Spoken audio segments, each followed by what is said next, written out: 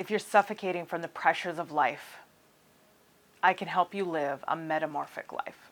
My name's Andrea Brown. This is Thrival Now, a new YouTube channel where I'm committed to helping you go from survival to thrival in every area of life, your health, wealth, and relationships. My dad was a welder and fabricator most of my life, and he taught me a little bit about steel. One thing he taught me was that tempered steel was very different than regular steel, and that tempered steel was used in weapons and tools, and that it went through a very important process to give it a certain resiliency and strength that regular steel did not have. My dad passed away a number of years ago, and after he passed away, I was writing about this topic one day, or I was inspired to write about it. And so I thought I better do a little bit of research and find out some more information, because I didn't quite understand all that there was. I really want to know how much stronger or different tempered steel was. I understood a little bit of the process, which I'll tell you about in a moment. But I stumbled across a really profound article, a little bit technical, in Popular Mechanics, somewhere online. And in this article, they described a test that was done between what was called soft steel or untempered steel and tempered steel. And they took two rods, each about 10 inches long, about 1 inch in diameter. And what they did was they hung weight from these rods. The rods stretched a very, very tiny fraction of amount with each pound that was hung onto those rods. But nothing was really noticed till that weight became very substantial. And there came a point that the rods would be disfigured. There was so much weight that at some point they could not return to their original shape. And then a certain amount of weight beyond that was the breaking point. And so the soft steel was tested, and it was found to be able to hold about 40,000 pounds before it was elongated and disfigured and couldn't return to its original shape. At 65,000 pounds, that rod broke. The soft steel, it crushed under the weight of the test. So the tempered steel was put to the same test, and it was found that it could handle 215,000 pounds before it became disfigured and elongated and wouldn't return to its original shape. And it could handle a load of over 240,000 pounds before it broke. So think about that for a moment. We have regular steel and tempered steel, and the tempered steel had 4 times the strength and the capacity for resilience, which is really that returning to the original shape, bouncing back, right, to that original function and design, and not permanently damaged from the weight and the stress.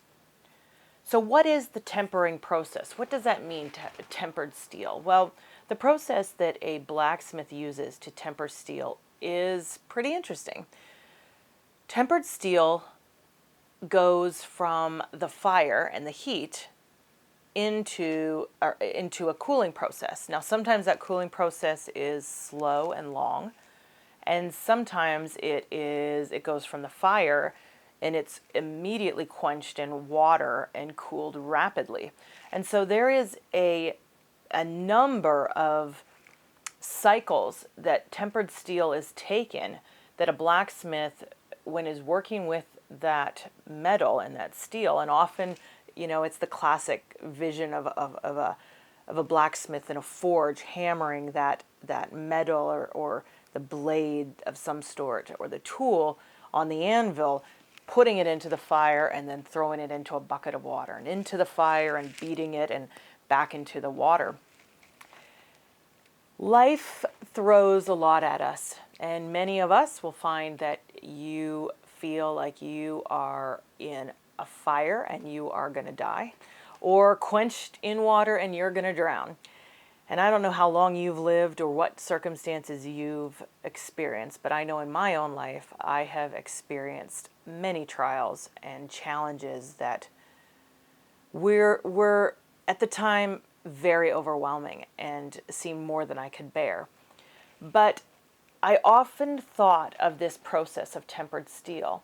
And so through the trials and the tribulations and the difficulties that I faced, I determined that I would be like tempered steel, and that, the cliche is what doesn't kill you makes you stronger. It's not exactly true. It doesn't just happen naturally. You have to yield to that process. You have to be willing to change. You have to be willing to soften, to perhaps deal with character issues, embrace more humility and patience and kindness.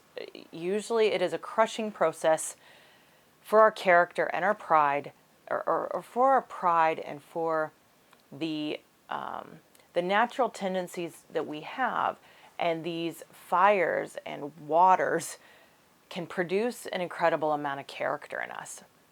And so I offer this to you today in whatever hardship you're facing, because the difference between tempered steel and regular steel is not only the strength that it can endure, but it has a greater resiliency, an ability to handle that stress and return to its original shape. But even more than that, those two metals side by side to the naked eye look the same, but only under the microscopes and only when one examines the atomic structure will you see that there is a difference at the atomic structure. And so you may look at me and someone else next to me and perceive no differences. But it's only upon close examination, it's only under the stresses of life and under weight that you will see a difference between me and the person that I'm standing next to, and what I can bear and what I'll come through, and how I will use whatever situation I'm faced with to transform my life. Now, I have a strong Christian faith. I believe in a personal God. And so for me, it is been maybe easier to imagine a creator or a designer at the helm, in the sense of being intentional to some degree with the things that happen in my life. And I imagine that blacksmith, someone with great plans for my life, crafting me to be prepared for those days ahead. And so you may not have that same view, but I can guarantee you that when you're faced with difficulties in life, to even begin to entertain the idea of that could be a powerful way to get through those circumstances. To imagine that perhaps there is a greater hand at play, working something in you, looking to develop your character, to distill the great qualities of who you are, and sift away and break off the impurities, which is what that refining process is. And so I don't know how this may help you, but I know somebody needs to hear this today, and it's on my heart to share. And if this has impacted you or touched you or resonates in any way, please comment. Please share this video. I appreciate your time, and I look forward to sharing more in the days ahead. I post videos daily, and I want to greatly see lives transformed. Thank you so much.